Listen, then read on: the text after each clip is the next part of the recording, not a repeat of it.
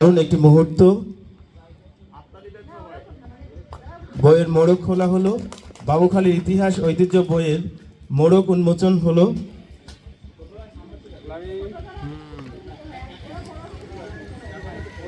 সাদিকা তার অনুভূতির কথা বলবে, এই অনুষ্ঠানে এসে তার কেমন লাগছে, এই মোড়ক উন্মোচন অনুষ্ঠানটি সে বিষয়ে সাদিকা কথা বলবে।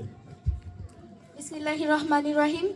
উপস্থিত সম্মানিত সুধী ও আজকের আলোকিত পরিষদ, সকলকে আমার পক্ষ থেকে জানাই আন্তরিক সালাম, আসসালামু আলাইকুম। আজকের এই অনুষ্ঠানে যে বইয়ের মোড়ক উন্মোচন হচ্ছে সে বইটির নাম হচ্ছে বাবুখালীর ইতিহাস ঐতিহ্য। আজকের এই অনুষ্ঠানে এসে আমি খুবই কৃতজ্ঞতা প্রকাশ করছি। আসলে এরকম একটা অনুষ্ঠানে এসে আমরা এক ভিন্ন ধরনের অভিজ্ঞতা অর্জন করছি। এর মাধ্যমে আমরা বাবুখালীর নানা ধরনের ঐতিহ্য সম্পর্কে, নানা ধরনের বিষয় সম্পর্কে জানতে পারবো। আমরা সবাই কৃতজ্ঞ যে আমরা বাবুখালীর এরকম একটা বই পেতে পেরেছি এবং এখান থেকেই আমরা বাবুখালীর ইতিহাস ঐতিহ্য সম্পর্কে অনেক কিছু জানতে পারবো, যা আমাদের মেধা বিকাশে সহায়তা করবে। তো আমরা এখানে এসে অনেক খুশি হয়েছে এবং আমাদের অনেক ভালো লাগছে, যাতে ভবিষ্যতে তিনি এভাবে আরও আমাদের জন্য, নতুন প্রজন্মের জন্য কিছু করে যেতে পারেন। এই আশাবাদ ব্যক্ত রেখে আমি আমার সংক্ষিপ্ত বক্তব্য শেষ করছি। ধন্যবাদ সবাইকে। সাহিত্যিক প্রাবন্ধিক কমল হাসান, কবি নিশাদ নয়ন, আমরা তাদেরকে অনুরোধ করব সামনের দিকের চেয়ারগুলো ফাঁকা রয়েছে আর তারা যেন সামনে এসে বসেন। নিশাদ নয়ন, কমল হাসান, সুদেব চক্রবর্তী। আমরা আরেকটু অপেক্ষা করব, আমাদের মোহাম্মদপুর থেকে কয়েকজন সাহিত্যিক আসবেন। আমরা সম্মানিত অতিথিদের নিয়ে মোড়ক উন্মোচনের ওই পর্বটি একটু দেরিতে করতে চাই। আজানের জন্য আমরা আবার আরেক মিনিট বিরতি দিচ্ছি।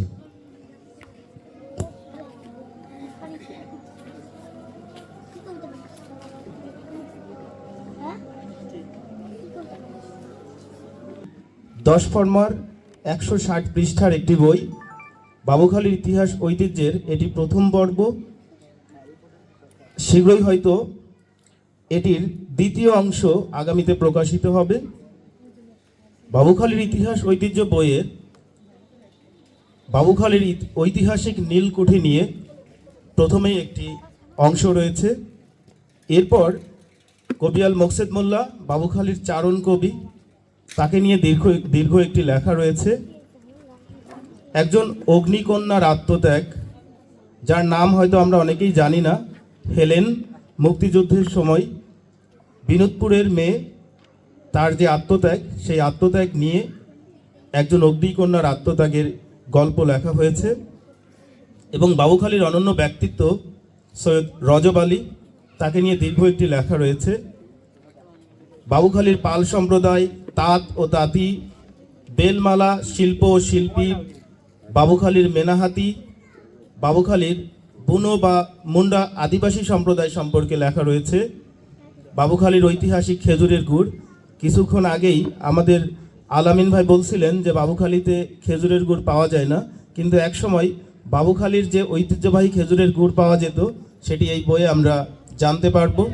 এছাড়া বিলুপ্তপ্রায় ঘানি, দাঁতিয়াদাহ বসুবাড়ি, দাঁতিয়াদাহ শীতলা মন্দির, ঠাকুরবাড়ির কালী মন্দির, শিরোনামহীন যোদ্ধার বাড়ি, কৃতজ্ঞ রাজার ত্যাগী কর্মচারী, বাবুখালী ইউনিয়নের সেকালের ধান, চূড়ারগাতির হাট, বাবুখালীর কাছারি ঘর, বাবুখালীর বিলুপ্তপ্রায় নদী, খাল, বিল, বাওর ইত্যাদি সম্পর্কে জানতে পারবো। বাবুখালীর হাট, বাবুখালীর পেশাদার যাত্রাশিল্পীরা কে কেমন আছেন, গাউটে সিন্নির স্থান বা মানিক পীরের আস্তানা, বাবুখালীর কৃষিতে ব্যবহৃত হারিয়ে যাওয়া যন্ত্রপাতি, পাত্র ও যানবাহন। এছাড়া ইংরেজিতে 3টি প্রবন্ধ লেখা রয়েছে। Dhor bridge, Dumurshia perspective and unknown history, যেটি ডুমুরশিয়ার সাথে মুক্তিযুদ্ধের যে ইতিহাস জড়িয়ে আছে সেই বিষয় সম্পর্কে লেখা হয়েছে। এছাড়া হরিণাডাঙ্গার ঘাট। আমরা এই পর্যায়ে এই বইয়ের লেখক সৈয়দ রবিউল আলমকে ডেকে নিচ্ছি। তিনি কেন এই বইটি লিখেছেন, তার কারণ এবং এই সম্পর্কে তিনি ভবিষ্যতে আরও যে নতুন একটি বই লিখবেন, এইসব বিষয়ে তার কথামালা আমরা জানতে চাই।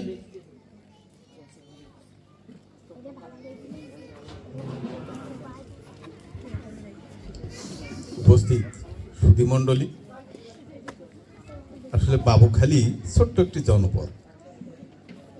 যখন ছোট ছিলাম তখন নীলকুঠিটাকে দেখতাম, আর কিছু চোখে আসতো না। যখন আমি অনার্স পড়ি বাংলায়, তখন পড়তে পড়তে দেখি যে বাবুখালীর নীলকুঠির ছোট্ট একটা প্যারা, কিন্তু সেখানে অনেক কিছু নেই।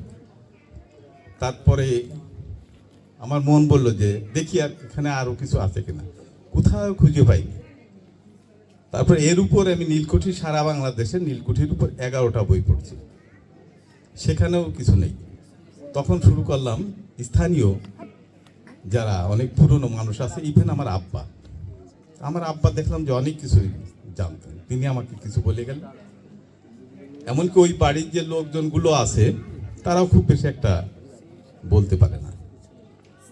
তো সেখানে এই বাবুখালী নীলকুঠিকে খুঁজতে গিয়ে দেখি যে না, বাবুখালীতে আরো অনেক কিছু আছে।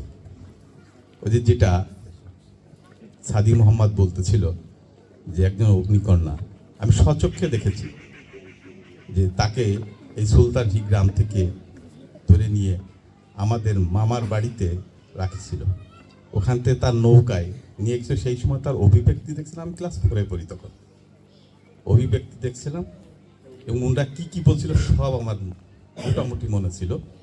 তো তার উপর আমি একটু লেটারারি কিছু টার্ন যোগ করে একটা লিখলাম।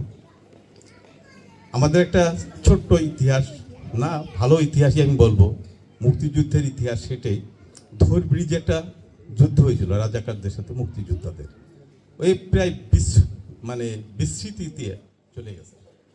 অনেকেই জানে না, অনেকেই ভুলে গেছে, অনেকেই মারা গেছে। তা কি মনে হলো, প্রথম পোস্ট দিলাম ধর ব্রিজ সর্বপ্রথম, এবং যথেষ্ট কমেন্ট এবং সাড়া পেলাম। তো সাড়া পেলে তখন আমি চিন্তা করলাম যে আমি খুব ইন্সপায়ার্ড হলাম, এবং সেইটাই পোস্ট ছিল আমার ইংরেজিতে দেওয়া। আমি তখন বাংলা লিখতে পারতাম না ওই বিষয়ে,